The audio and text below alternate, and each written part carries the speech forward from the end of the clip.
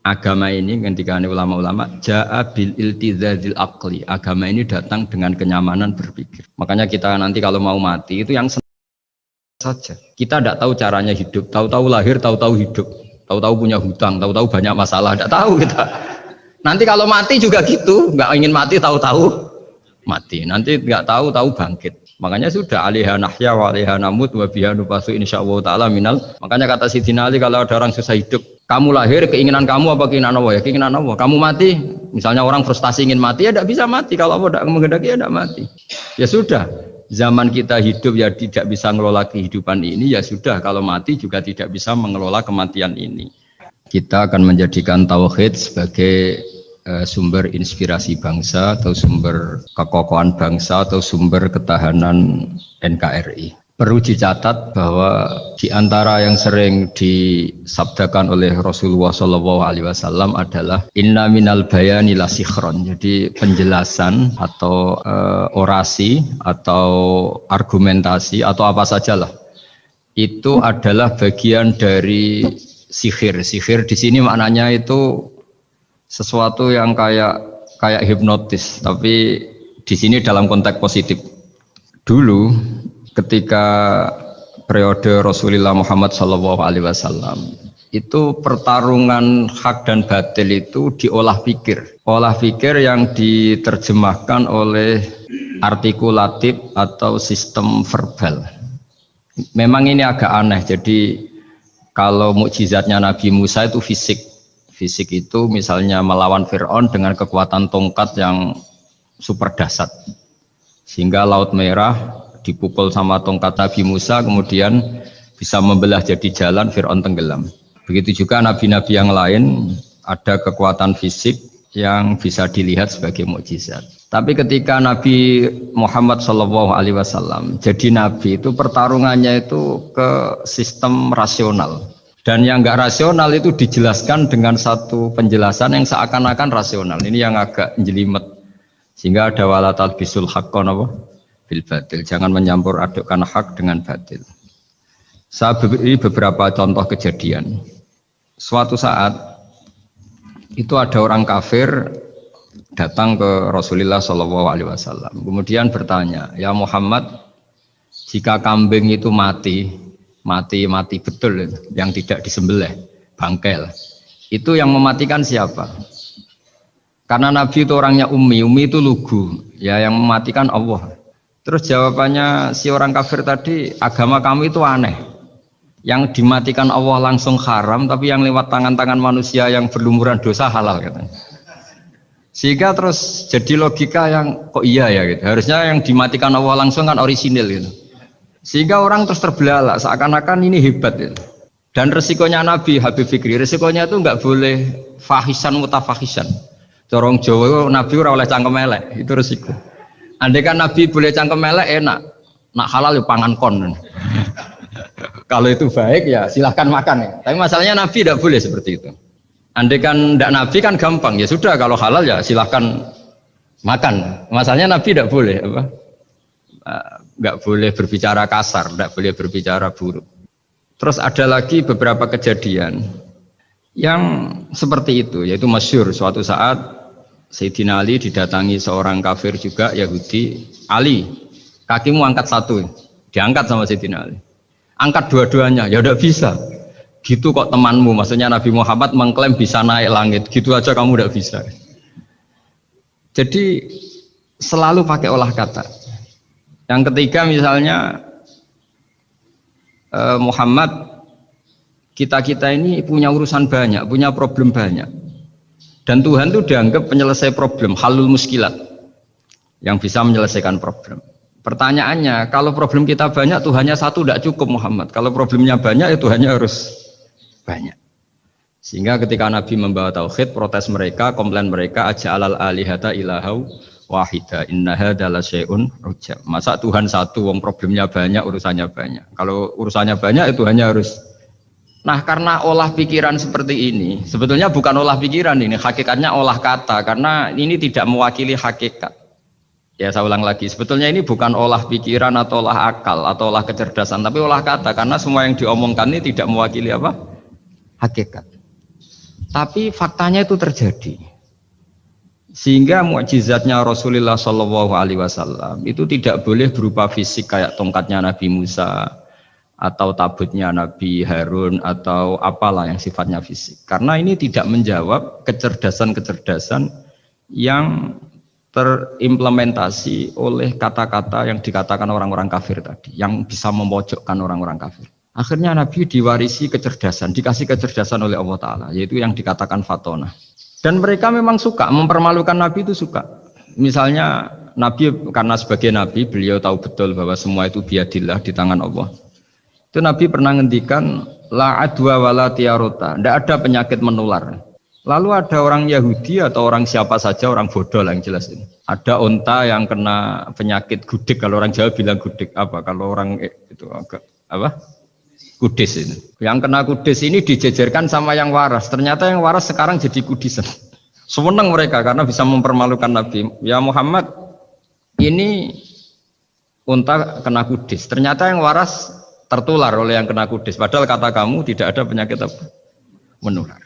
Itu problem-problem jadi Nabi di era Rasulullah SAW. Sehingga Quran datang dengan kecerdasan yang untuk menjawab itu.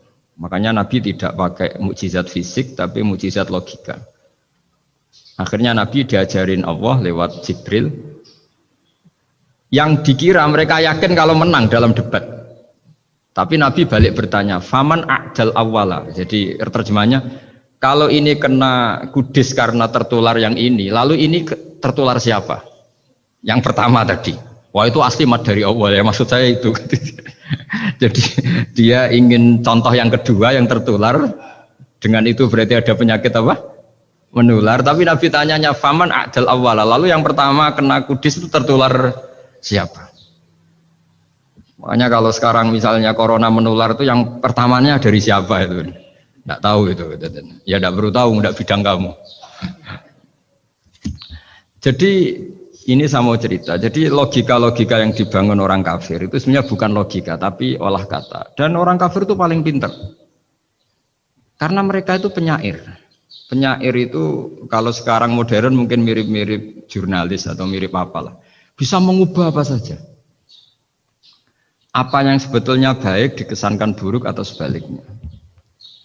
Sehingga ini menyusahkan karena Nabi harus ngendikan hakikat, harus mengatakan sesuatu yang nyata dengan bahasa yang benar, sementara mereka mengatakan kebatilan dengan penjelasan yang baik.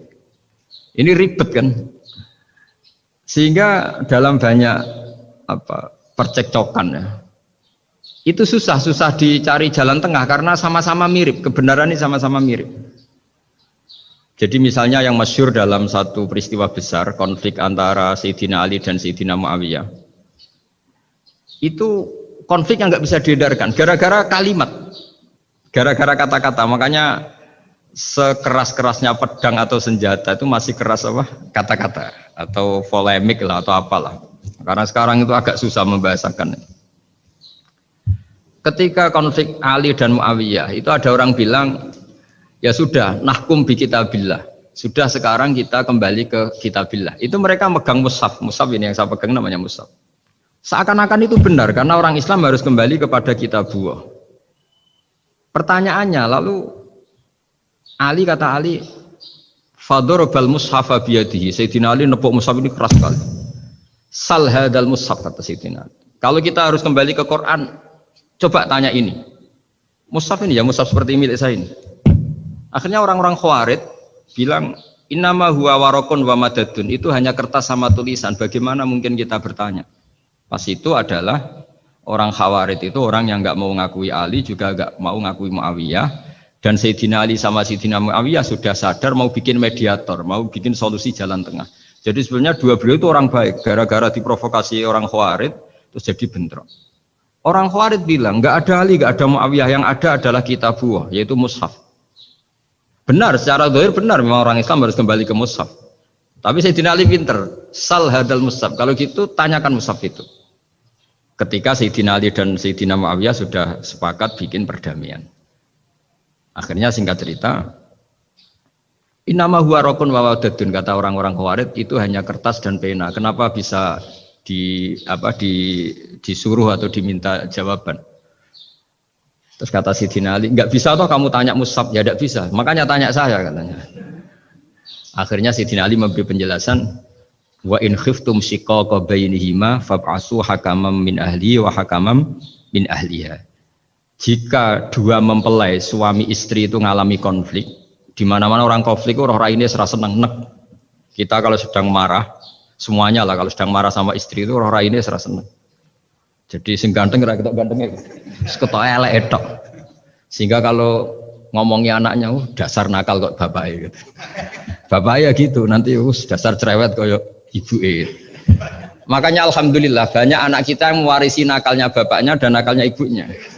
Karena sabdonya mesti seperti itu. Jadi anak kita ini korban cara ngomong kita. Maka kita tidak wali itu harus syukur karena omongannya nggak mandi. Itu kalau kita wali, itu anak kita jadi orang buruk semua. Karena kita ngomong dasar goblok kayak ibu dari ibu dasar nakal kayak bapak berarti anak kita punya status goblok dan nakal. Tapi alhamdulillah yang ngomong itu tidak wali sehingga diabaikan saja sama Allah. Gak penting ngomongannya orang tidak wali itu tidak penting. Makanya tidak wali itu tetap punya sisi positif. Kalau ngomong tidak ngefek. Tapi kalau wali itu direspon sama Allah langsung ya. Tapi kalau wali ya tidak ngomong gitu. Tapi jadi kalau orang nggak suka itu nggak boleh ketemu. Karena tambah benci, sehingga butuh mediator. Itu sudah, ini termasuk ilmu psikologi Quran. Kalau orang sedang tidak cocok itu nggak boleh ketemu, pakai apa? Mediator. Jika suami istri sedang konflik, itu sebaiknya, seharusnya atau sayugyanya itu kirim mediator. Fab'atsu hakamam min ahli wa hakamam min ahliha.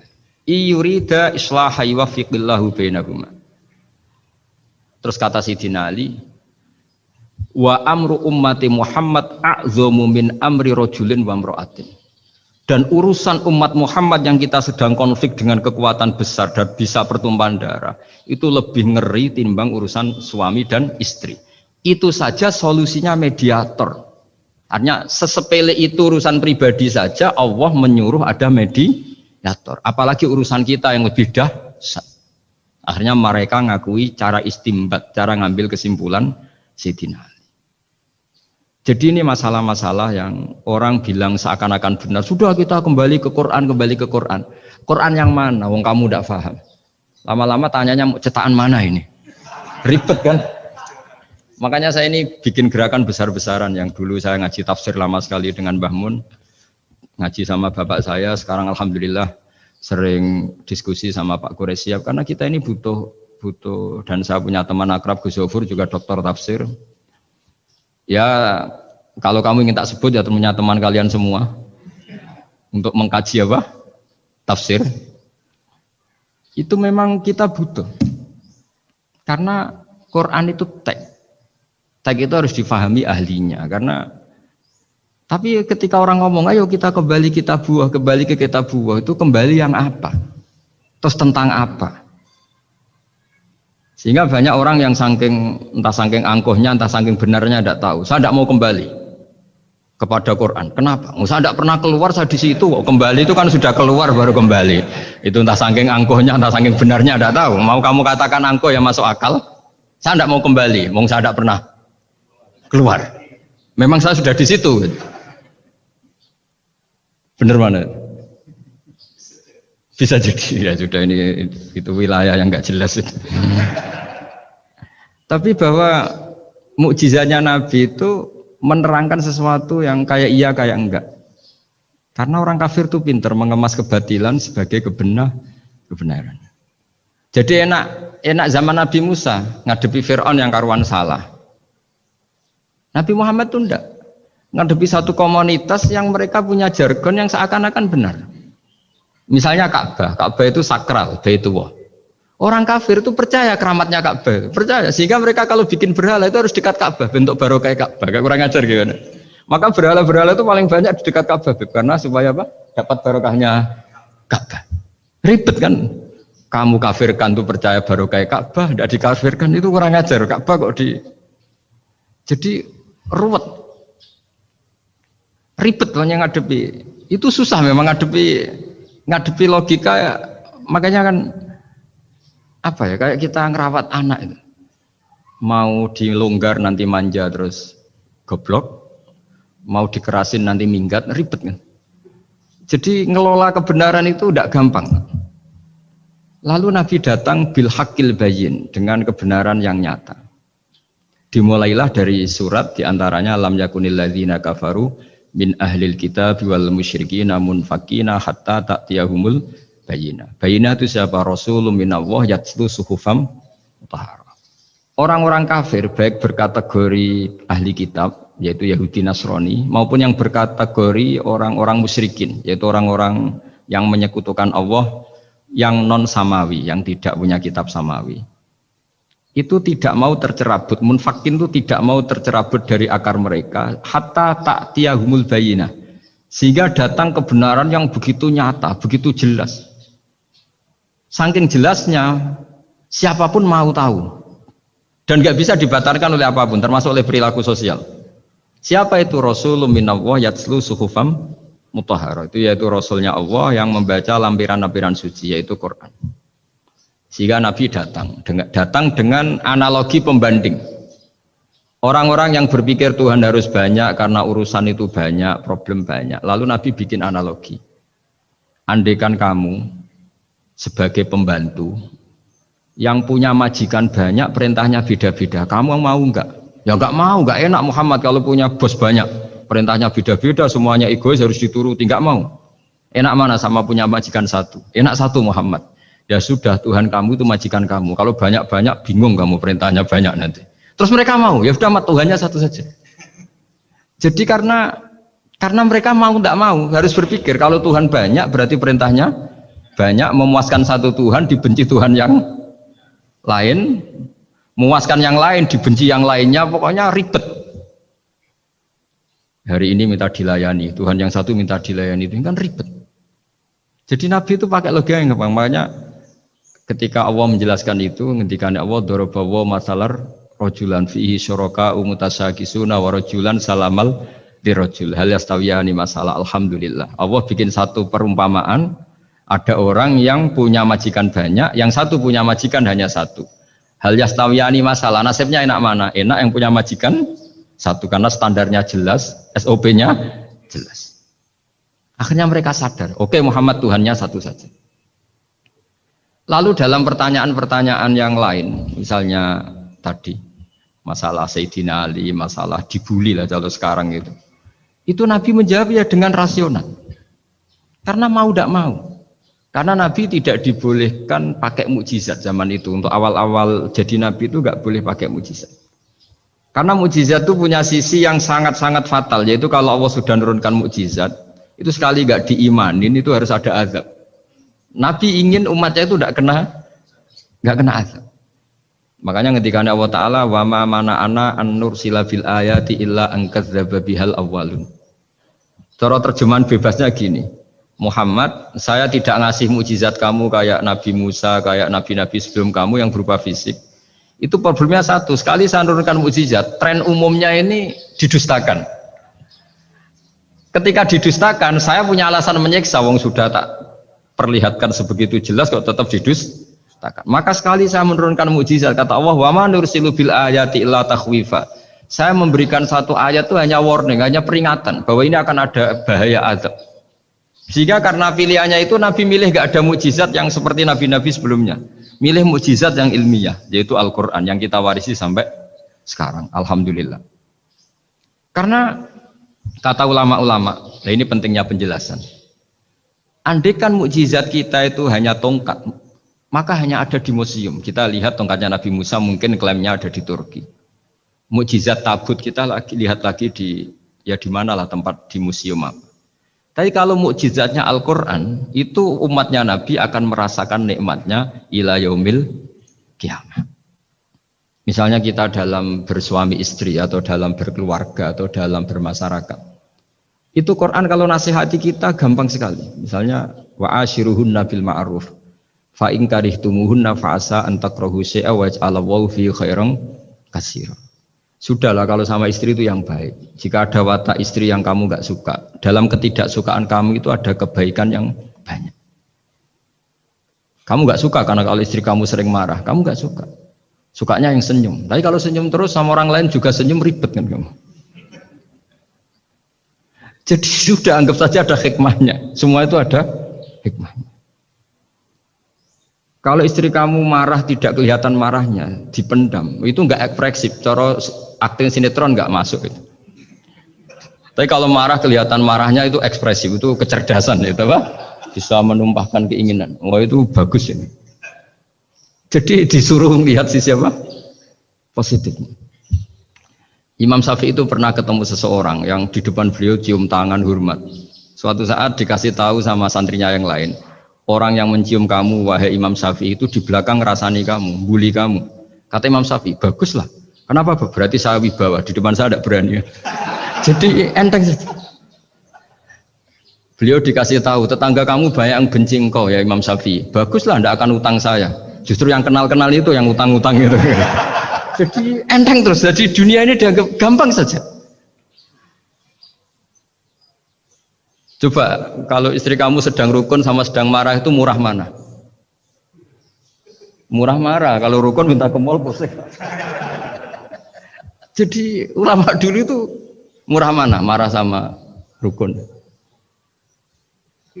Kalau sedang harmonis minta kemana?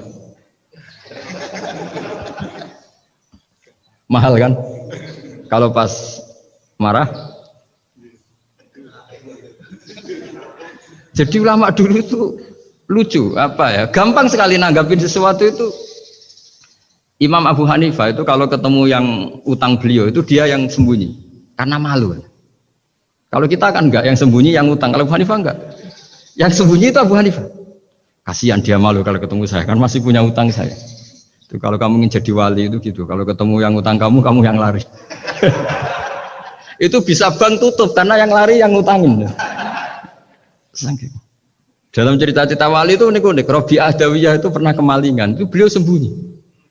Malingnya nyari apa dia sembunyi. Habis itu ditanya, kenapa engkau sembunyi? Sama lu sama malingnya. Karena rumah saya nggak ada yang bisa dimaling karena enggak punya apa-apa.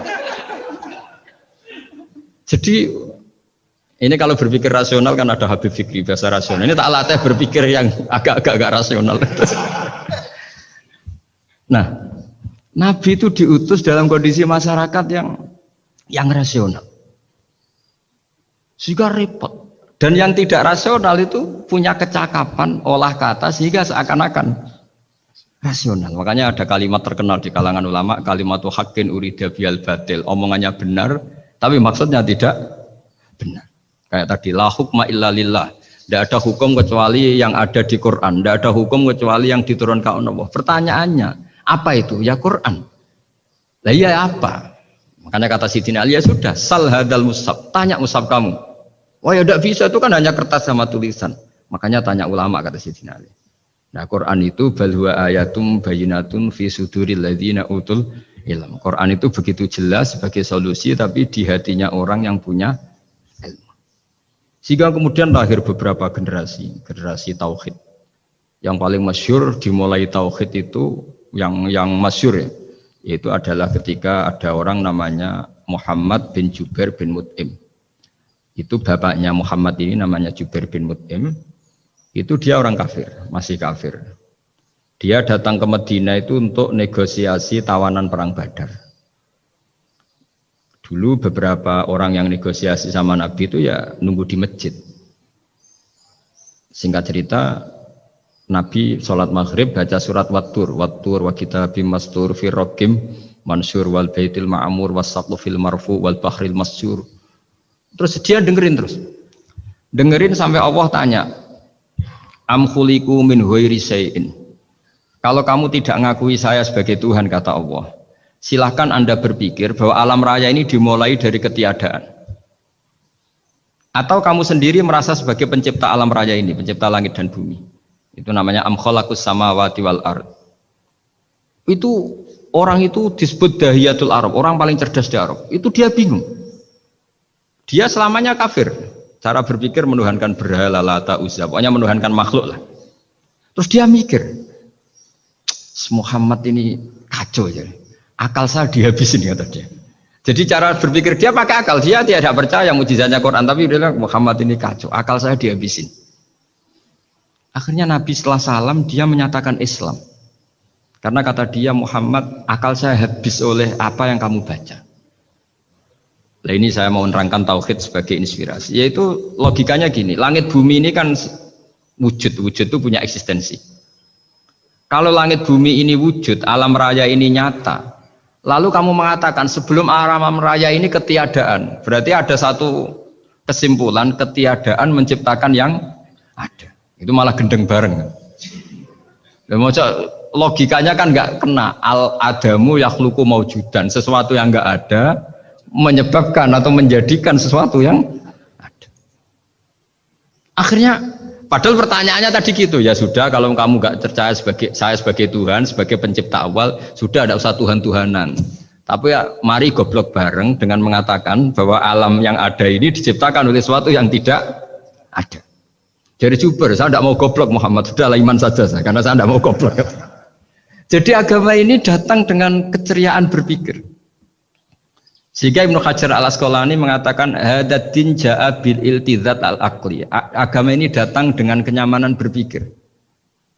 Coba kalau Anda seorang profesor atau seorang doktor atau seorang ilmuwan, kemudian Anda diajak goblok dengan teori baru bahwa sesuatu yang ada itu diciptakan oleh yang tidak ada. Mau enggak kamu? Mau semuanya rasa tuh. Diajarin sesuatu yang ada diciptakan oleh yang tidak ada.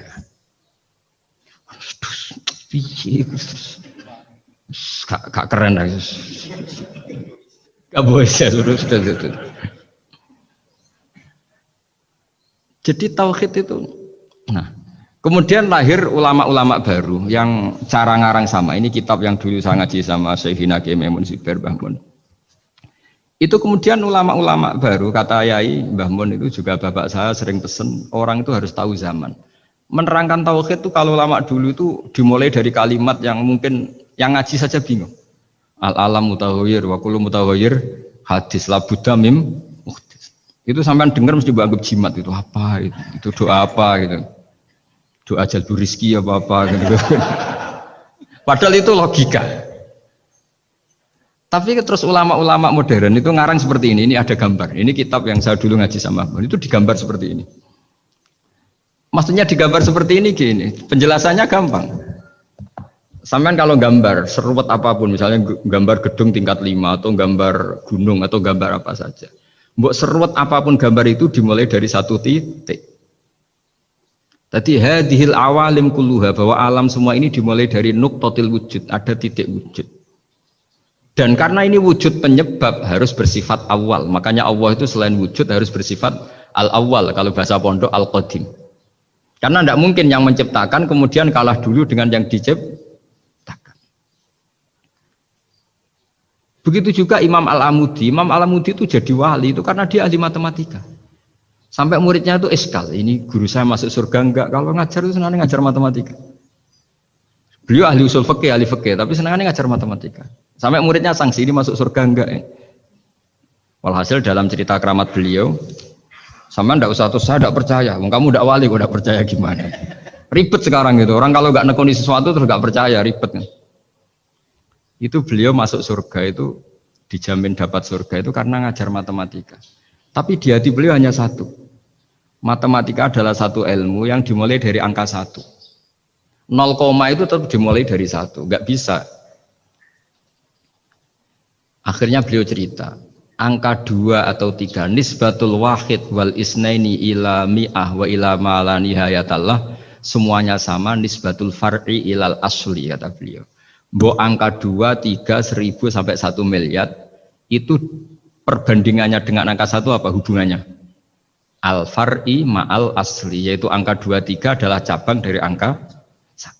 Jadi alam raya sebanyak apapun, ada galaksi, ada Mars, ada apa saja, tetap dimulai dari wujud yang 1, yaitu wujudnya Allah Subhanahu wa ta'ala. Jadi beliau menjadikan matematika sebagai alat perangkat untuk tahu tauhid, bahwa alam raya ini dimulai dari al-wujudul wahid, wujud yang 1. Makanya kul huwallahu ahad, Allahus somad, terus lam yalid wa lam yulad, dan seterusnya.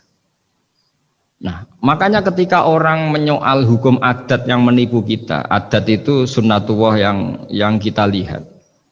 Itu Quran mesti mengembalikan wahwaladzi yabda'ul khalqa tsumma yu'idu wa huwa ahwanu alaih.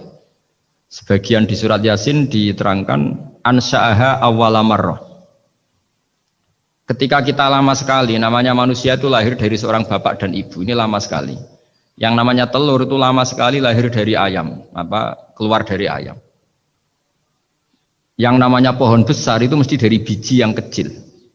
Karena lama itu terjadi seakan-akan kita ngomong, kita berkeyakinan tahu-tahu ada pohon besar itu muhal. Tahu-tahu ada manusia ini muhal. Makanya ketika ada figur yang bernama Isa bin Maryam, itu orang kafir Yahudi itu menolak. Bagaimana mungkin ada manusia tanpa bapak? Oke, itu menyalahi prosedur lazim, protap lazim. Tapi kata Allah gimana? Inna masalah Isa indallahi kamasali Adam. Kalau Isa mohal karena tanpa bapak, harusnya Adam lebih mohal karena tanpa bapak, tanpa ibu. Jadi artinya apa? Allah tetap mengingatkan bahwa kudroh saya yang pertama itu menjadikan semuanya mungkin tanpa perangkat adat. Maka kitab ini yang saya baca ini, milik Sayyid Husain Afandi ini, itu menjelaskan bahwa hukum adat itu menipu. Saya ulang lagi, hukum adat itu menipu. Ketika ayam mengeluarkan telur, telur kemudian menjadi ayam lagi. Terus kita berdebat, telur sama ayam dulu mana? Menurut Anda milih mana? Milih apa? Telur. Kalau ini, yang kubu sebelah ini. Ayam apa telur? Telur. Ayam. Ayam lahir dari. Nah, pertanyaannya begini kalau menurut tauhid. Ketika lazim kalau telur itu nanti suatu saat jadi ayam, terus ayam kemudian lazim mengeluarkan telur. Ketika Anda mengatakan mungkin kontribusi Anda terhadap kemungkinan itu apa? Kan sama, Anda tidak ikut menciptakan. Wong tidak ikut menciptakan kok menvonis mungkin dan tidak mungkin. Kamu itu hanya saksi. Makanya pertanyaannya Allah, loh ketika itu kamu anggap mungkin, kontribusi Anda itu apa? Kan hanya melihat. Kamu sendiri tetap tidak mampu bikin telur, Anda juga tidak mampu bikin ayam. Artinya meskipun telur jadi ayam, ayam jadi telur sampai kiamat, tetap ada kontribusi kudrohnya Allah Subhanahu wa ta'ala. Bukan berarti berdiri sendiri. Wong kamu yang bilang mungkin ya nyatanya enggak berkontribusi. Sehingga kalau suatu saat Allah bikin telur dari batu atau ayam keluar dari batu, bagi Allah itu enggak masalah. Tapi bagi kamu masalah. Bagaimana mungkin hewan keluar dari batu? Ini logikanya gimana? Loh memangnya ketika telur dari ayam itu logika kamu gimana coba? Kamu ikut bikin enggak? Nah ini di sini pentingnya mukjizat. Akhirnya Allah bikin mukjizat, ada satu onta besar keluar dari batu, yaitu mukjizatnya Nabi Kamu memasalahkan, ini gimana onta kok keluar dari batu? Lalu kalau Allah tanya kamu, gimana telur keluar dari ayam? Loh ini biasa Gusti mungkin, memangnya kamu bisa? Berarti bagi orang yang tauhid, yang wali, keluarnya ayam dari telur sama onta dari batu itu nisbatnya sama. Sama-sama semuanya di luar kontribusi kita. Kenapa yang satu kamu katakan mungkin, yang satu kamu katakan tidak mungkin? Toh kamu sama-sama tidak terlibat. Itu cara berpikir tauhid. Artinya apa? Orang-orang wali atau orang-orang alim meskipun melihat telur keluar dari ayam tiap hari tetap subhanallah, subhanallah, Allahu Akbar. Karena ini keajaiban. Tapi kamu kan enggak taunya ajaib itu yang aneh-aneh itu. Makanya banyak cari kiai aneh yang gondrong, yang enggak pernah mandi gara-gara kamu tuh suka aneh itu gara-gara. Dong ini ya. Dong itu tahu ya. Jadi buat sesering apapun alam raya ini ada siklusnya, biji jadi pohon, pohon kemudian keluarkan buah, buah ada biji, semuanya yang berkontribusi hanya kudrohnya Allah Ta'ala. Tidak mengikat Allah, Allah bisa bikin tanpa itu semua. Makanya Allah selalu memperbarui mukjizatnya, termasuk ada onta besar keluar dari batu, yaitu mukjizatnya Nabi Soleh. Kamu nggak boleh menyoal ini mukhal gimana? Karena itu nggak mungkin, ukuran nggak mungkin apa? Kamu nggak bisa bikin kan? Sama telur keluar dari ayam kamu bisa bikin. Sama-sama enggak. Nah di sini pentingnya ngaji ya. Makanya Allah ngendikan innallaha la yastahyi ayyadriba masalam ma ba'udatan fama fawqa. Allah itu tidak malu bikin contoh nyamuk. Karena nyamuk ini mukjizat yang besar. Sudah hewannya kecil, di situ ada ususnya. Ususnya ada uratnya. Coba kalau kamu bikin nyamuk. Kalau yang santri agak nakal itu ya ada alat kelaminnya, ada uratnya. Coba jenengan bayangkan nyamuk kecil kan? Itu ada uratnya enggak? Ada ususnya ada uratnya. Uratnya ada bakterinya. Pusing kan kamu? Jadi sebetulnya ayat Allah yang dasar itu bukan dinosaurus tapi nyamuk. Bikin uratnya dinosaurus masih gampang, hewannya besar paling uratnya segini. Itu pesan di Juwana bisa lah. Tapi kalau pesan organnya apa? Nyamuk. Perutnya seberapa, sudah gitu dia di dalamnya ada calon anaknya lebih kecil, banyak lagi jumlahnya. Coba nah ini agama ini datang dengan akal, jadi kelihatan ada mukjizatnya Quran karena menyontohkan nyamuk, dan kelihatan mukjizat kalau dijelaskan pakai logika, yaitu kayak apa susahnya bikin nyamuk, sudah kecil ada organnya ada uratnya ada kumannya ada uratnya, pusing enggak? Makanya tidak ada kampus yang siap memaklumatkan diri sanggup bikin nyamuk. Karena ya nggak sanggup tadi. Lah itu mukjizatnya Quran. Jadi agama ini ketika ulama-ulama ja'a bil iltizazil aqli. Agama ini datang dengan kenyamanan berpikir. Makanya kita nanti kalau mau mati itu yang seneng saja. Kita tidak tahu caranya hidup, tahu-tahu lahir, tahu-tahu hidup, tahu-tahu punya hutang, tahu-tahu banyak masalah, tidak tahu kita. Nanti kalau mati juga gitu, nggak ingin mati tahu-tahu mati. Nanti nggak tahu-tahu bangkit. Makanya sudah alaiha nahya wa alaiha namut wa biha nubasu insyaallah taala minal. Makanya kata Sidina Ali kalau ada orang susah hidup, kamu lahir keinginan kamu apa keinginan Allah? Ya keinginan Allah. Kamu mati, misalnya orang frustasi ingin mati ya tidak bisa mati. Kalau Allah tidak menghendaki ya tidak mati. Ya sudah, zaman kita hidup ya tidak bisa mengelola kehidupan ini, ya sudah kalau mati juga tidak bisa mengelola kematian ini.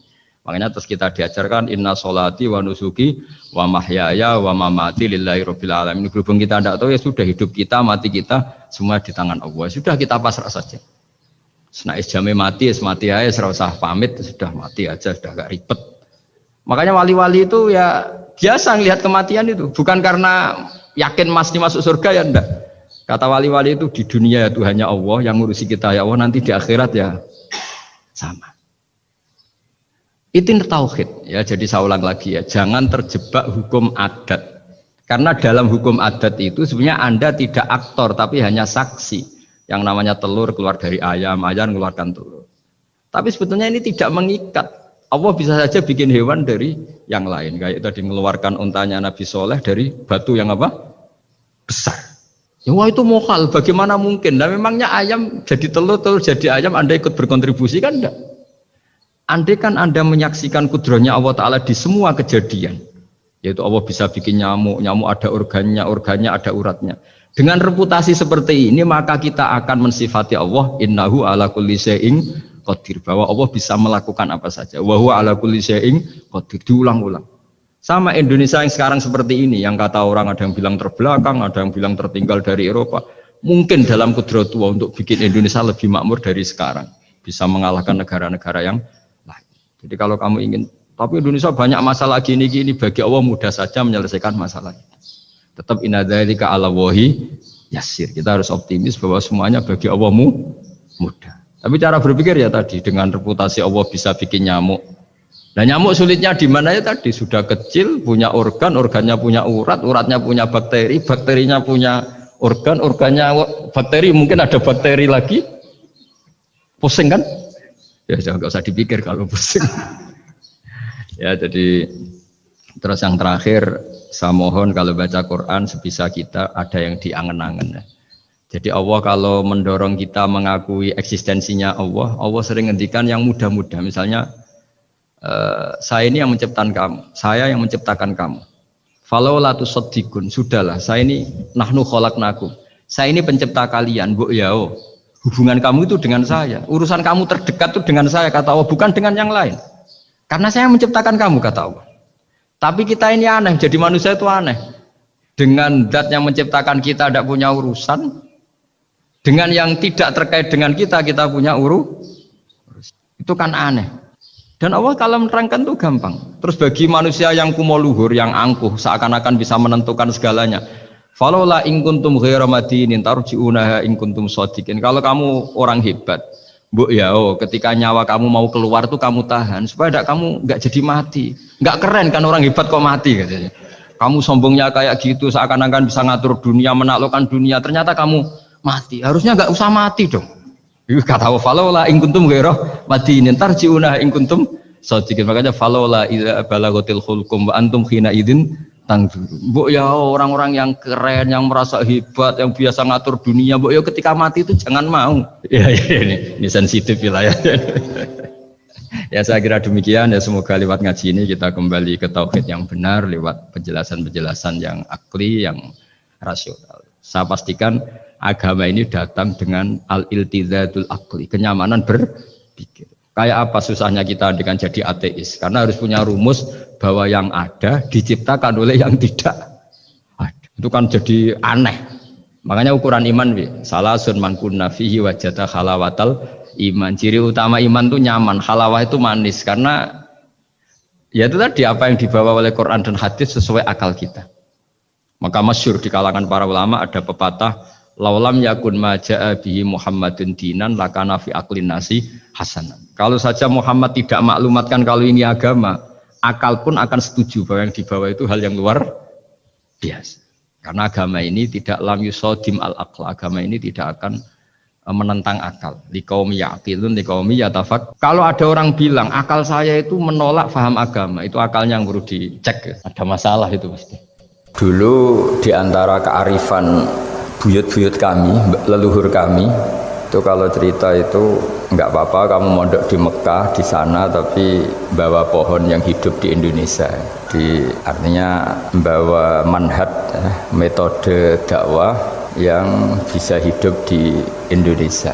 Ini penting kata Mbah Mun, karena wama arsalna min rasulin illa bilisani qaumi. Semua rasul diutus itu pasti sesuai kultur kaumnya. Saya punya sedikit cerita tentang kultur. Kultur itu nilai yang disepakati masyarakat, meskipun persepsi itu salah. Saya cerita sedikit tentang keunikan kultur. Nabi Yunus itu nabi, di mana-mana nabi itu mengajak ke tauhid, ajaran yang benar. Dan dulu nabi itu nggak punya polisi, nggak punya densus, jadi tidak bisa nabi nyuruh yang nggak setuju tangkap, itu tidak bisa. Tapi punya Tuhan. Jadi kalau yang tidak percaya dakwahnya itu ancamannya azab. Dulu itu nggak ada polisi, tidak ada pengadilan, sehingga kalau ada kesalahan itu ancamannya itu akan turun apa? Azab, siksa itu. Sekarang kan kalau kita jadi pemimpin kan agak enak itu, punya keamanan, punya macam-macam lah. Singkat cerita, sudah dakwah sekian tahun itu umatnya nggak percaya kalau beliau seorang nabi, bahwa ajaran tauhid itu benar. Akhirnya cerita ini terkenal sekali, mungkin beberapa terputus ya, tapi terputus cerita ini saya ceritakan secara lengkap. Terus beliau cerita, ini waktu sudah lama saya dakwah, sudah lama saya sosialisasi itu tentang kebenaran, Anda tetap nggak iman ini. Ini 3 hari lagi pasti ada adab. 3 hari ada adab itu delalah masyarakatnya tuh kepikiran. Jangan-jangan iya itu. Nah ketika jangan-jangan iya itu diintip, rumahnya Nabi Yunus itu diintip, ya agak aneh. Diintip delalah orangnya nggak ada. Nggak ada itu kalau Quran bahasakan abaqo itu minggat itu pergi nggak pamit ya. Itu bahasanya abaqo itu minggat, meskipun kita tidak mungkin membahasakan Nabi itu minggat, tapi dibahasakan tindakan kan tidak mungkin karena nggak pamit itu. Jadi harus dibahasakan minggat itu. Quran sendiri bahasakan abaqo. Nah cara berpikir masyarakat gini, kalau kampung ini mau dibalik sama Allah, mau ada adab, logikanya yang tahu akan ada adab itu pasti sudah pergi. Padahal Nabi Yunus pergi ini bukan karena takut azab, mangkel. Kiai suwi gagal seminggat ya kan gitu. Jadi ada kiai minggat itu ya ada dalilnya, karena dulu itu kalau mangkel itu suami mangkel istri itu ya harus minggat, istri harus minggat. Dulu itu ya boleh, maksudnya boleh itu ya kalau darurat ya minggat sedikit lah, tidak apa-apa. Nah Nabi Yunus itu minggat tadi abaqo itu. Abaqo itu kalau dalam bahasa Arab pergi gak pamit ya. Kalau orang Jawa bilang minggat. Itu sebenarnya saking mangkelnya, saking emosinya beliau akhirnya meninggalkan kaumnya tanpa pamit.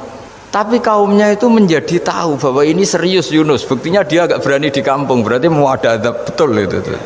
Dan efek positif dari teori itu, teori kultur tadi. Kalau ada azab pasti dia pertama yang lari. Kayak dukun itu. Kenapa kita tidak percaya dukun nomor itu?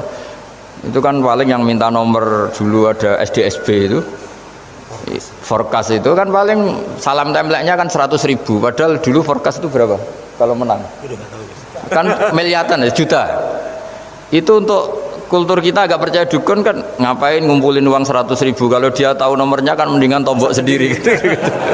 Itu kan jadi orang itu mesti punya teori umum untuk membenarkan sesuatu atau membohongkan itu. Akhirnya umatnya Nabi Yunus itu iman. Iman itu artinya percaya kalau ini tidak main-main. Buktinya Nabi Yunus gak berani di situ. Akhirnya mereka tobat. Saat itu juga mereka wiridan di lapangan. Terus semua kesalahannya diselesaikan. Sampai ada rumah yang sudah dibangun permanen karena di tanah tetangga dirobohkan saat itu juga. Bahkan ada batu yang dulu nyuri, satu dua batu yang dulu hasil nyuri, saat itu juga dirobohkan, dikembalikan sama yang punya. Hari itu semua kedoliman diselesaikan. Ini penting saya utarakan, jadi tobat itu tidak hanya istighfar. Kalau istighfar ribet, tobatnya orang punya utang terus istighfar gitu kan ribet. Kan ribet itu. Ada punya utang terus minta maaf itu kan ribet itu kan. Harus diselesaikan itu. Tobat. Tobat diterima sama Allah. Batas akhir finish dari harusnya ada adab misalnya Senin, Selasa, Rebu, harusnya Rebu itu sudah kena adab, ternyata Rebu itu tidak kena adab. Nabi Yunus sebetulnya juga penasaran kampungnya itu kena adab tidak, dilihat dari jauh ternyata tidak, tambah kecewa dia gitu. Wah ini saya kalau pulang pasti dibunuh karena saya dianggap pembohong. Di masyarakat situ ada aturan siapa yang bohong dibunuh, padahal Nabi Yunus ngumumkan nanti Rebu ada azab, kira-kira gitu lah. Ternyata Rebu itu tidak ada azab, makanya dia sudah di batas kampung kembali minggat lagi karena nanti pulang pasti dibunuh karena dia dianggap bohong. Ya akhirnya masyhur itu, terus dia ikut nelayan sekenanya, yang penting lari dari kampung, ikut nelayan sekenanya. Zaman itu, ini saya ulang lagi zaman itu. Nanti ini efeknya nanti ke tauhid. Zaman itu para nelayan tuh kayak sepakat. Kalau ada kapal atau perahu kok mau tenggelam, itu pasti ada yang minggat. Artinya minggat itu pergi tidak terhormat itu. Terus fasahama fakana minal mudkhadin. Nah, dulu itu orang sudah punya peradaban. Ini cerita kultur, sudah punya peradaban. Punya peradaban. Ya sekarang gini, kalau nyemplungkan salah satu kan tidak adil diundi. Ternyata yang keluar dia Nabi Yunus. Terus mereka tahu ini orang nggak pantas dikorbankan karena Nabi di mana-mana itu ganteng. Memang Allah itu punya sunat unik. Nabi itu harus paling ganteng di kampungnya. Nasabnya juga harus paling baik.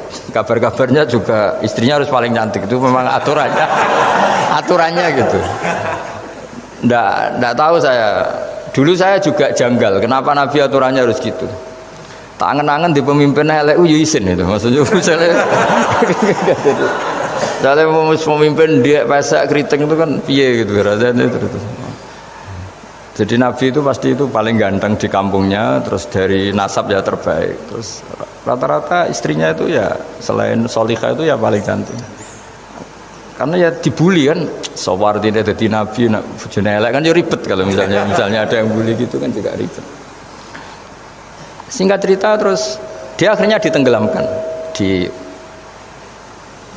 dibuang karena beliau seorang nabi. Faltaqamahul khut, beliau ditelan ya. Iltiqam itu tidak digigit, ditelan ya. Karena ditelan beliau tidak ngalami dikunyah, ditelan. Iltiqam itu ditelan. Karena beliau seorang nabi, di dalam batnil khut itu di perut itu dia wiridan, dan barokahnya wiridan itu perut ikan ini menjadi masjid. Dia nyaman di situ, nyaman karena terus ngalami karomah lah. Andikan wali itu ngalamin karomah. Nah kesimpulan dari cerita ini itu apa? Masyarakat itu akan selalu dengan kulturnya sendiri Para nabi juga punya kultur sendiri. Dan Allah yang ngelola itu semua. Saya ulang lagi, Allah yang ngelola itu semua. Makanya terus dua kultur ini kalau Allah menghendaki itu gampang sekali. Akhirnya yang terjadi apa?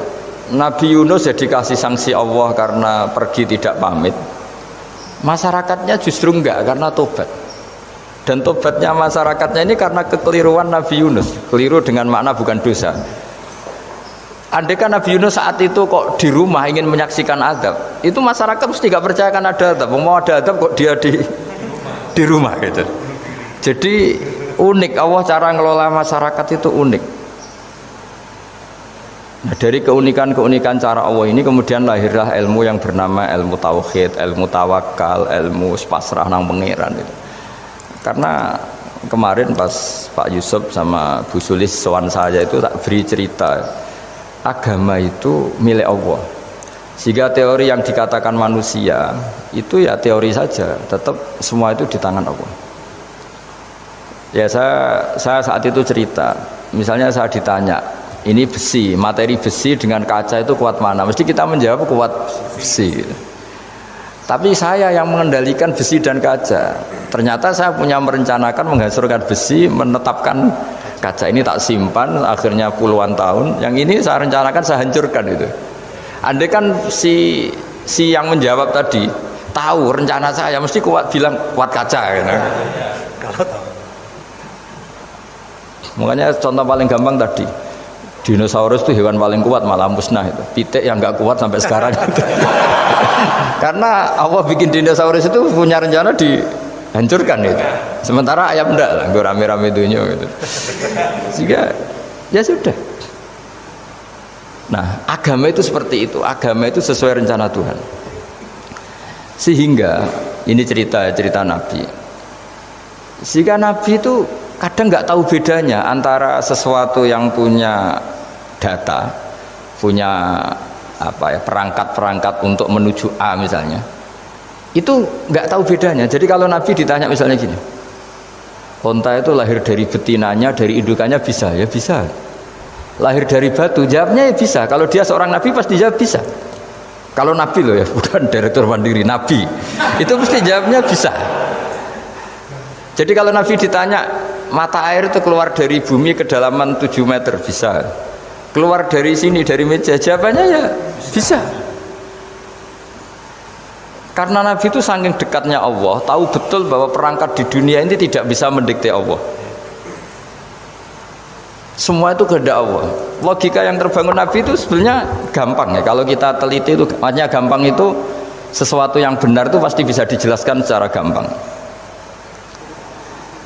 Nah ini ngaji tauhid biar tidak terlalu berteori terus. Karena kalau saya cerita uang pinter jenengan. Dan saya tidak ingin pinter tentang uang. Tak beri contoh. Nah ini supaya nanti kalau sampean suatu saat meninggal ketemu Mungkar Nakir itu tahu cara menghadapi. Nanti tak warai tekniknya. Tak warai tekniknya. Bocorannya. Bocorannya tadi. Makanya ada cerita agama ini baik sekali. Orang bocorkan ujian nasional itu kriminal, bisa ditangkap Pak Rosidi. Tapi agama ini pertanyaan Mungkar Nakir dibocorkan semua kiai, itu nggak ditangkap sama Mungkar Nakir. Harusnya kan rugi karena ini pertanyaan, tapi semua kiai kan sudah membocorkan. Nanti pertanyaannya di kuburan itu man rabbuka, Tuhanmu siapa, agamamu apa? Itu kan sudah dibocorkan, tapi itu nggak dianggap kriminal. Sementara kita sekolah SD, sekolah SMP bocorkan soal itu dianggap kriminal. Padahal kalau harusnya boleh. Maksudnya kalau menuruti teori itu harusnya boleh kan. Mau pertanyaan Mungkar Nakir selesai dibocorkan kan. Ada dasarnya kan? Ya tapi kan tidak ada itu. Harusnya boleh. Tapi kan terus jadi nggak ujian kalau dibocorkan itu. Tidak ada itu. Harusnya boleh. Tapi kan terus jadi nggak ujian kalau dibocorkan. Jadi dibocorkan. Kurang apanya baiknya agama ini? Pertanyaan sepenting itu dibocorkan dan kiai-kiai gak ditangkap sama Mungkar Nakir ya ada itu. Saya ulang lagi ya supaya kita ingat fitrah salimah.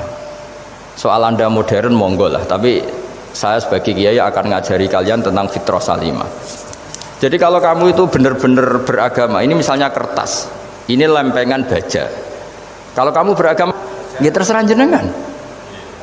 Karena bisa saja ya terserah jenengan.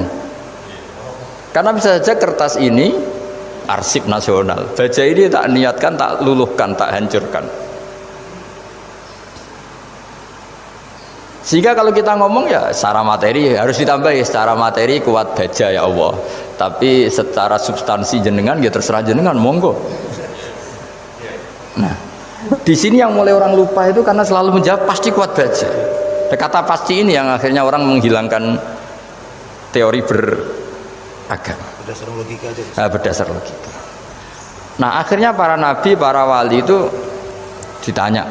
Saya punya kitab karangannya Abdul Hamid, orang alim.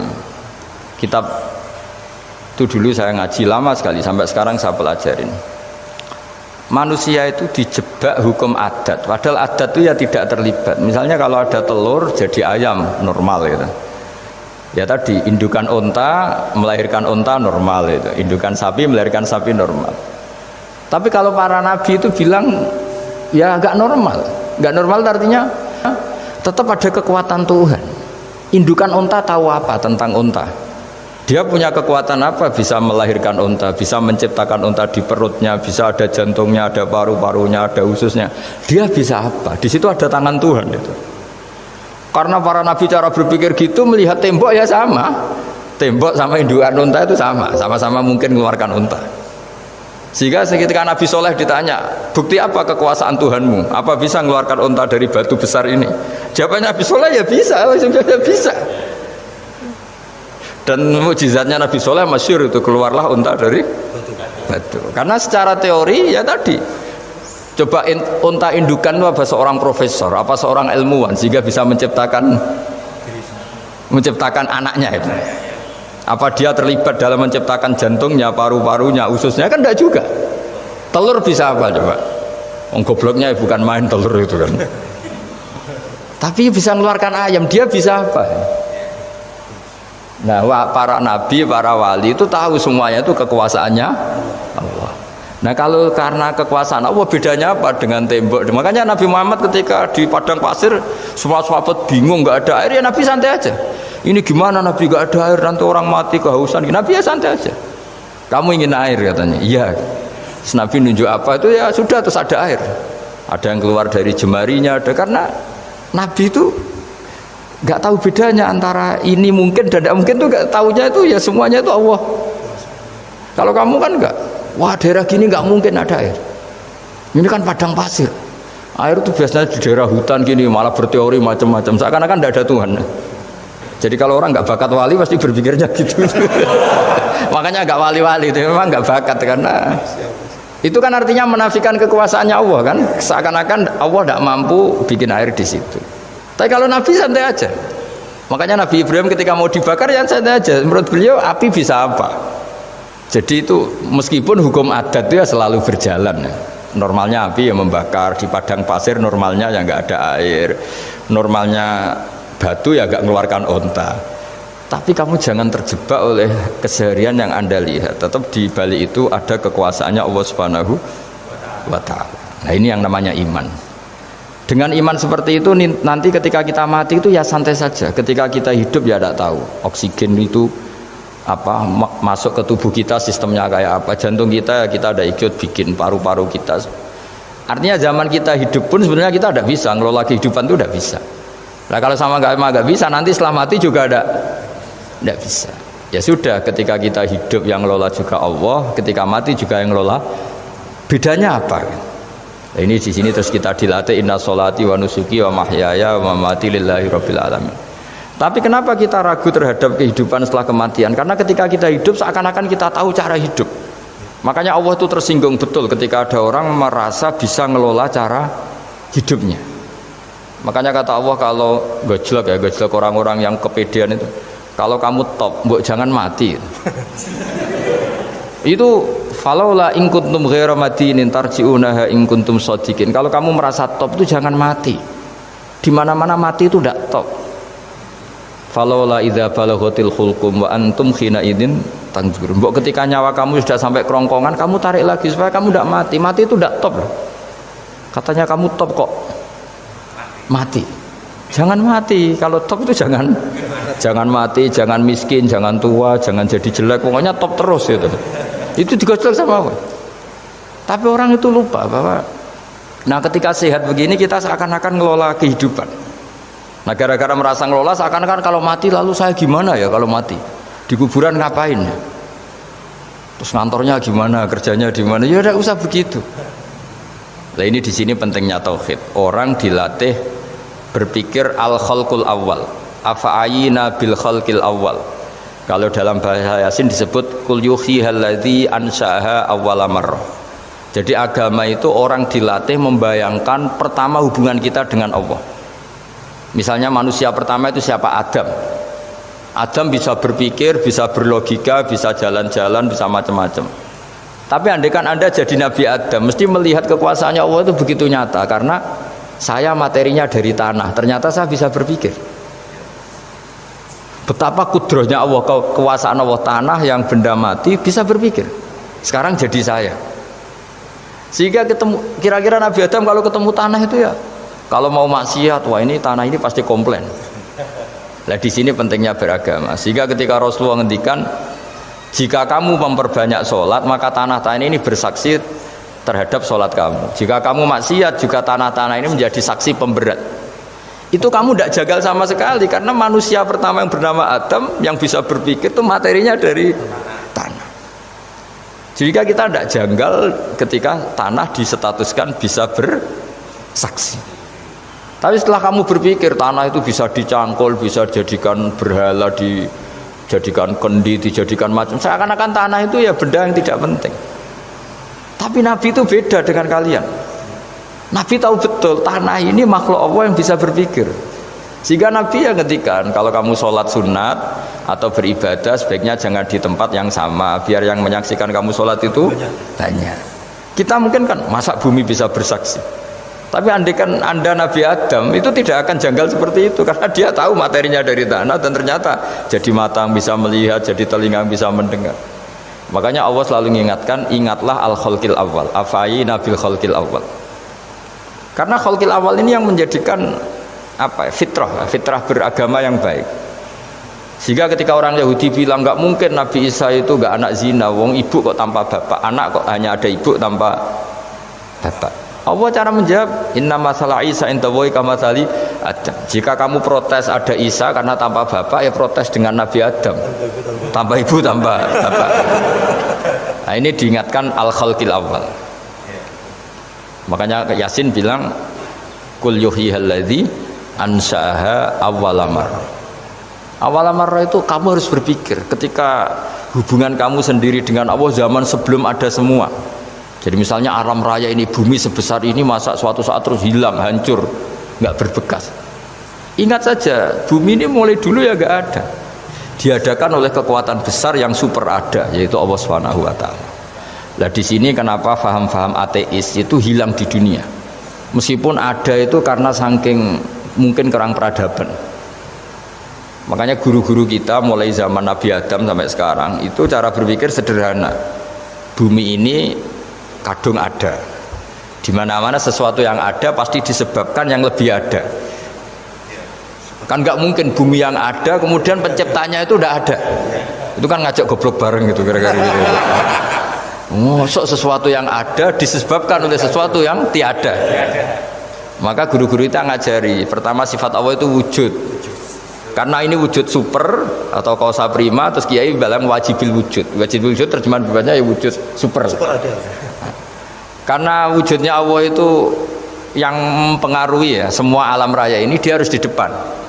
Masa yang menciptakan di belakang? Makanya terus disifati qadim. Qadim itu harus lebih dulu atau awal. Nah, makanya ketika Fir'aun ngaku Tuhan itu cara membatalkan Nabi Musa itu sederhana. Kalau kamu Tuhan berarti bapak kamu nggak ada Tuhan karena Tuhannya terlambat datang. Nah, itu langsung. Oh iya ya, kalau ya kan berarti babanya dia tanpa Tuhan, kan Tuhannya baru kemarin. Aktenya baru diurus, aktenya baru diurus itu Tuhannya. Makanya Fir'aun itu akhirnya Nabi Musa punya pengaruh besar di kalangan punggawa Fir'aun. Karena ketika debat terbuka itu punggawanya dengar Akhirnya mereka iman sama Nabi Musa. Ini disebut wa qala rajulun mu'minun min ali fir'auna yaktumu imana. Banyak yang diam-diam ini iman karena logika Fir'aun jadi Tuhan itu nggak masuk akal. Yang benar adalah Tuhannya Nabi Musa. Nah orang-orang ini itu ya dibilang nggak loyal ya pokoknya dia iman. Dan dia juga yang ikut rapat. Besok Musa tangkap. Karena mereka sudah iman sama Musa terus sebelum eksekusi itu datang, ini datang ke Musa. Tadi malam saya ikut rapat, keputusannya Anda ditangkap mau dibunuh, jangan lari saja dulu kan. Jadi kan nggak bisa disebut pengkhianatan, kan ini orang baik. Jadi malamnya ikut rapat, besok Musa tangkap bunuh. Iya, Nabi Musa paginya sebelum itu, Musa saya nanti malam ikut rapat dan keputusannya Anda ditangkap dibunuh, kamu lari saja sekarang. Nah, kenapa iman? Karena logika yang dibangun Nabi Musa. Makanya ciri utama kebenaran itu bal naqdhifu bil haqqi 'alal batil fayadmaghuhu fa idza huwa zahid. Kebenaran sejati itu boleh diuji di mana saja. Dan Anda tidak usah khawatir kebenaran sejati itu kalah. Pasti menang. Kalau kebenaran itu kebenaran sejati pasti menang. Ya, di sini terus ada ulama-ulama kayak banyak lah termasuk di Indonesia kayak Pak Quraisy Shihab kayak yang nyaman saja anak-anaknya di luar negeri karena merasa kebenaran sejati itu tidak akan kalah. Sehingga ketika ada negara yang begitu maju, saya pernah ditanya sama orang yang kuliah di Inggris, di Swiss, Gus, saya ini kan orang Indonesia, tapi pengagum negara Swiss, Swedia, negara di sana itu makmur, terus tertib. Bagaimana saya tetap mencintai Islam, yang secara lahir itu, kadang-kadang beberapa negara Islam itu kacau. Ada seorang mahasiswa tanya gitu, dia tanya, cara ingat Allah, ya membela Islam kira-kira gitu. Terus saya berita, tak kasih tahu dia. Ketika Anda muji negara-negara itu makmur, sejahtera, itu sebetulnya tetap utang jasa terbesar itu sama Tuhan. Pejabat bisa apa ketika Allah misalnya nggak bikin air? Negara bisa apa misalnya ketika Allah itu nggak bikin oksigen? Tetap semua ketertiban itu karena kehendak Allah. Berarti utang jasa kamu di negara manapun tetap sama Allah, bukan pada yang lain. Bahwa ada hukum sosial manusia, oke lah, kedua, ketiga, dia harus terima kasih. Artinya dia sadar. Nah masalahnya kita ketika di negara yang makmur gitu pikiran kita presidennya hebat, menterinya hebat, tata sosialnya hebat. Oke nggak apa-apa, muji manusia itu nggak apa-apa. Tapi tetap itu semua di bawah muji Allah Subhanahu wa Ta'ala. Ada air begini ciptaan Allah, ada oksigen sehat ciptaannya Allah. Sehingga muji pertama itu kepada apa artinya kehebatan manusia ketika ada gempa besar, ada likuifaksi, ada macam-macam. Nah maksud saya ngaji di sini ingat Allah itu dengan cara seperti itu. Sehingga ketika kita hidup di negara manapun ya utang jasa pertama pikiran kita sama Allah Subhanahu wa Ta'ala. Tapi kalau enggak, kamu terjebak hukum adat tadi. Di mana-mana ayam itu yang mengeluarkan telur, telur mengeluarkan ayam, nggak bisa batu ini mengeluarkan ayam. Keliru kamu. Ketika ayam mengeluarkan telur, memangnya ayam itu bisa? Apa dia berpikir sekolah dulu gimana ya cara punya telur? Kan ya enggak juga. Tidak berkehendak juga. Apa ketika mata kamu bisa melihat terus kamu merencanakan gimana ya mata supaya bisa melihat? Ya tahu-tahu sudah melihat. Nah, di sini disebut afa'ayina bil khalqil awwal ansa'aha awwalan marrah wa huwa alladhi yabda'ul khalqa tsumma yu'iduhu wa huwa ahwanu alaih. Allah selalu mengingatkan. Nah, iman yang baik itu iman yang seperti saya utarakan tadi. Kamu ingat kekuasaan Allah ketika belum ada apa-apa. Kalau ada apa-apa ya Allah bikin manusia itu dari tanah, bikin ayam ya dari tanah, bikin sapi ya dari tanah, bahkan semuanya dari ketiadaan. Nah dengan iman seperti itu, nanti kalau kamu ngaji hadis, Nabi bisa mengeluarkan air dari apa? Dari jemarinya. Terus Nabi Ibrahim dibakar gak apa-apa, Nabi Soleh bisa mengeluarkan unta dari batu besar, Nabi Musa bisa menyibak laut hanya dengan tongkatnya. Itu semuanya kamu tidak jangka. Karena tadi ingat bahwa kekuasaan Allah itu tidak terbatas. Itu cara iman yang benar. Sehingga nanti ketika kita mati juga gitu. Ketika kita hidup ya tidak bisa ngatur jantung kita, paru-paru kita. Pasti sama lah. Setelah kita mati juga tidak bisa ngatur. Yang hanya ngatur Allah Subhanahu wa Ta'ala. Hidup kita dalam kendali Allah, mati kita dalam kendali Allah. Ya sudah, terus kita mati ya nyaman saja. Saking nyamannya itu orang-orang soleh kalau mati itu jarang berdoa. Bukan karena apa-apa, kalau berdoa itu resikonya kan gini, mustajab ndak ya, dikabulkan ndak gitu.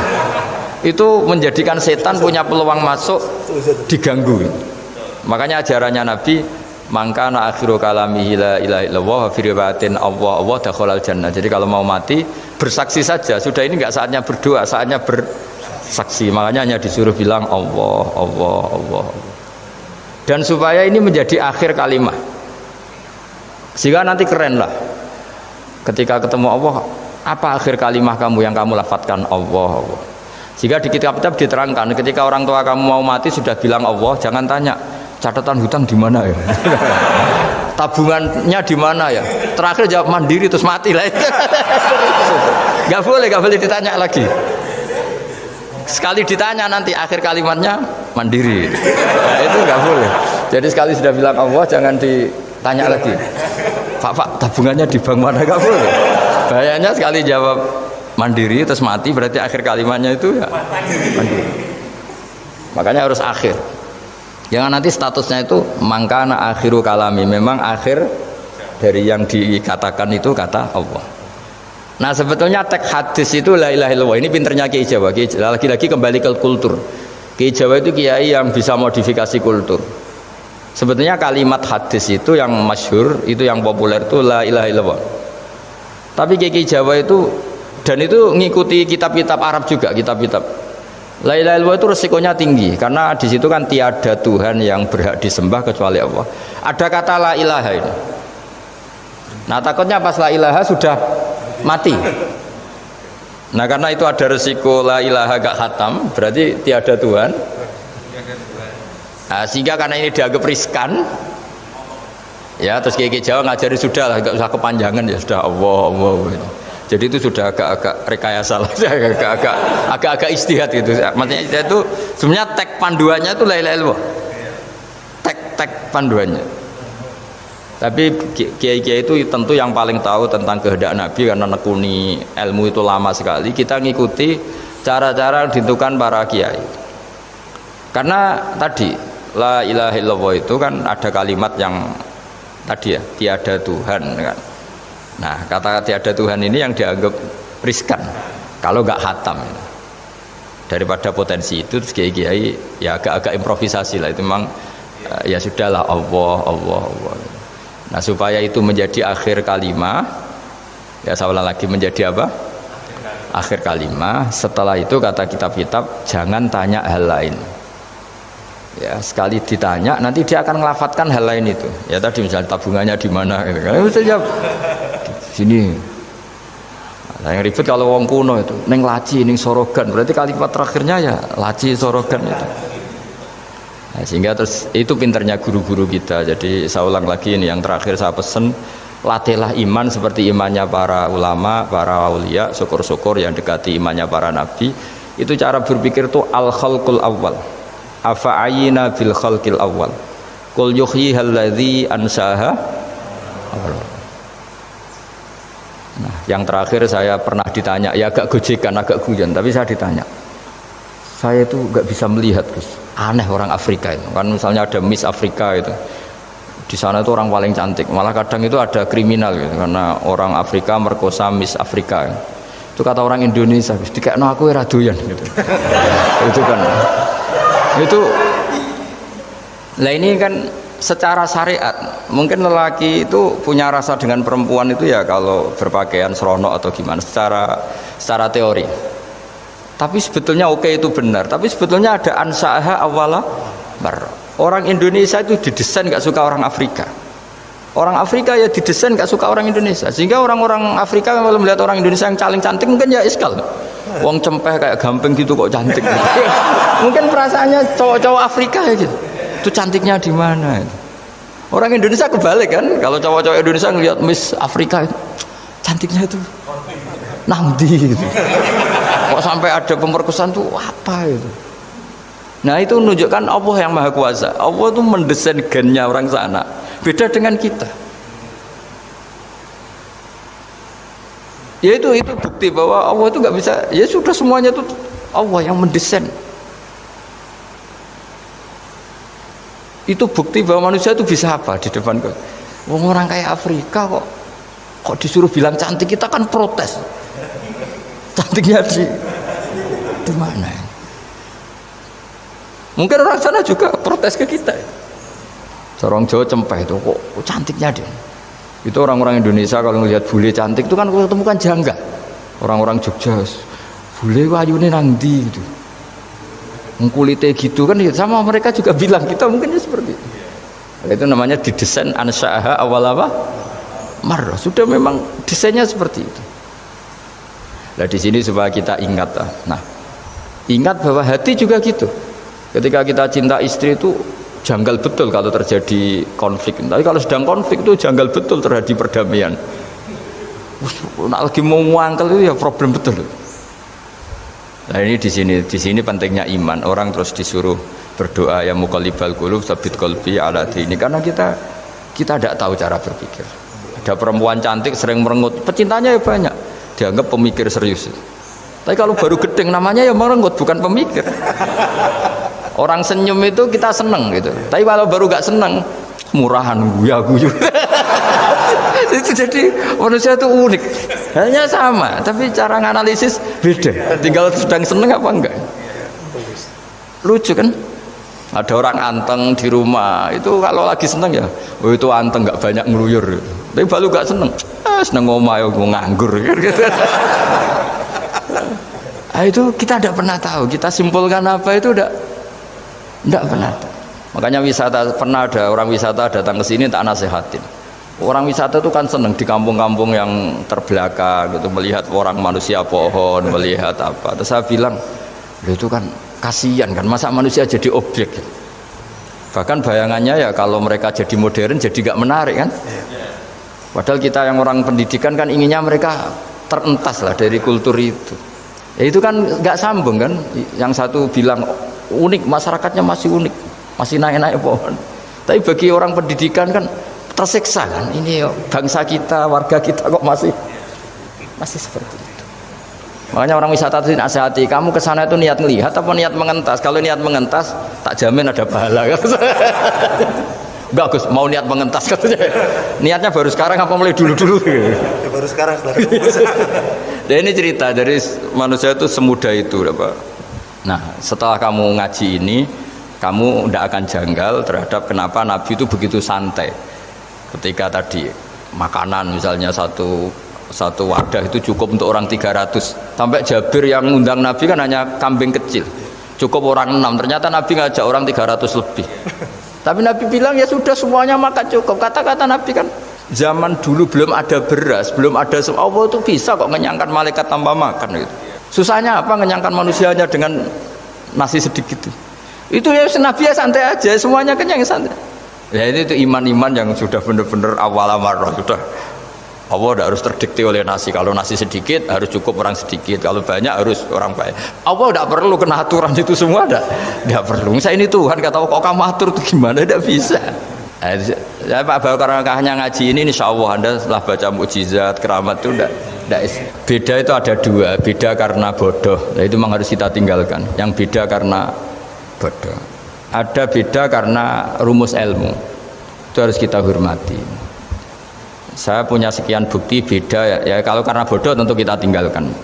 Tapi kalau karena rumus ilmu yang beda, misalnya gini, saya kiai yang lama di kota, saya kan lama kerja di Jogja.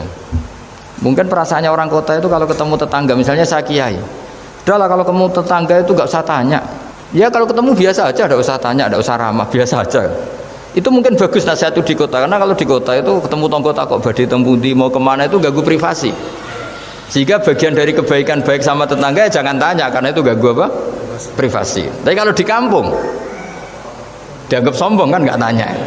Nah hal-hal seperti ini itu perbedaan karena ilmu. Memang di kota kulturnya seperti itu, di kampung seperti ini. Nah itu bukan perbedaan karena kondisi muqtadul hal. Memang kondisinya berbeda. Ya, kondisinya apa? Berbeda. Misalnya saya sebagai kiai kan bayangkan kiai itu suka lah ngaji ibadah itu. Terus kamu karena orang kota sukanya pizza terus Gus kesini Gus ayo naik makan pizza bareng, kan saya malah terganggu. Kamu niatnya hormat tapi ganggu karena nah, sehingga dulu sahabat, ini cerita sahabat, ada sahabat yang ditanya tabiin itu generasi setelah sahabat. Sifli wajah Rasulillah, tolong jelaskan ke kami wajah Rasulillah Shallallahu Alaihi Wasallam. Ini sahabatnya nangis. Oh maaf sekali, saya tuh nggak pernah melihat wajahnya Nabi meskipun saya berpuluh-puluh tahun jadi sahabat. Juga nggak pernah sowan Nabi. Saya sering jamaah sama beliau. Ditanya kenapa? Saya tuh sungkan. Beliau terlalu wibawa. Jadi bentuk penghormatan sahabat ini ke Nabi justru nggak berani melihat wajahnya. Dan bukti penghormatan pada Nabi dia nggak pernah sowan. Nabi itu punya anak, punya istri, punya cucu. Kalau sowan tuh ganggu. Jika dia cara berpikir ya itu bentuk hormatnya. Ya itu ya sah saja dia cara berpikir ditakdir begitu. Tapi ada beberapa sahabat yang justru saking cintanya sering melihat wajah Nabi, sering sowan Nabi. Itu haknya dia cara berpikir begitu. Nah kira-kira seperti itu. Jadi perbedaan itu ada dua. Ada yang karena bodoh, itu tidak kita ikuti. Tapi ada perbedaan karena pengetahuan. Ya kalau karena pengetahuan harus kita ikuti karena memang itu ya itu kan urusan sudut pandang. Dulu ketika Mekah dikuasai Sayyidina Umar, setelah Fathu Mekah dan Umar sudah kuat betul, itu banyak sahabat yang dulunya orang Mekah itu sama Umar disuratin, cobalah kembali ke Mekah. Di Mekah itu kamu sholat di Masjid Haram sebagaimana 1000 sholat. Sekarang Mekah aman milik kamu, silahkan kembali ke Mekah. Tapi jawabnya sahabat itu nggak mau. Paling di Mekah hanya dapat pahala 1000 sholat. Tapi kalau mengislamkan orang di daerah-daerah pedalaman itu dakbul ambiya. Ciri khas Nabi itu yang membenarkan orang itu bukan di satu tempat. Terus sampai nambahi surat ini wa alam anal ardo lam tuqaddis ahad, dan bumi itu tidak bisa loh mensucikan orang. Abu Lahab itu orang Mekah, Abu Jahal orang Mekah, tapi tetap begitu. Akhirnya jenis ini berpikir ya sudah lah, gak di Mekah gak apa-apa. Andai kan Mekah itu bisa mensucikan orang, gak ada Abu Jahal, gak ada Abu Lahab. Akhirnya para sahabat gak kembali ke Mekah, tapi berkelana ke Syria, ke Sam. Akhirnya ada Islam di mana-mana. Tapi ada juga yang Mekah itu kota suci, harus diisi orang-orang suci supaya yang brengsek-brengsek gak di sana. Ya sudah, cara berpikir begitu. Nah ini cerita ya. Jadi sudah, kalau perbedaan karena ilmu, ya sudah memang karena ilmu. Nah itu nggak apa-apa. Nah kalau sampean tanya, lalu bedanya apa, Gus? Yang beda karena ilmu karena ya lihat saja, kalau dia orang pinter bacanya banyak berarti bedanya karena ilmu. Tapi kalau nggak pinter kok berbeda ya berarti karena tidak tahu. Ya saya kira demikian. Assalamualaikum warahmatullahi wabarakatuh.